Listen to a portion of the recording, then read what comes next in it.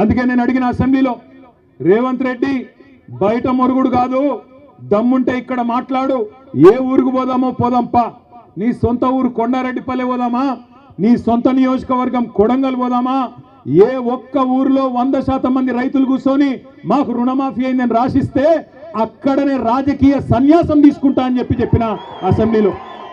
కానీ నోరు తెరవడు, మాట మాట్లాడాడు, అటు చూస్తాడు ఇటు చూస్తాడు తప్ప నోరు తెరవడు.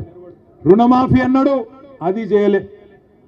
మొట్టమొదటి వారంలోనే మీటింగ్ పెట్టినారు, డిసెంబర్ 23లో మీటింగ్ పెట్టినారు ముఖ్యమంత్రి రేవంత్ రెడ్డి, ఉప ముఖ్యమంత్రి బట్టి విక్రమార్క.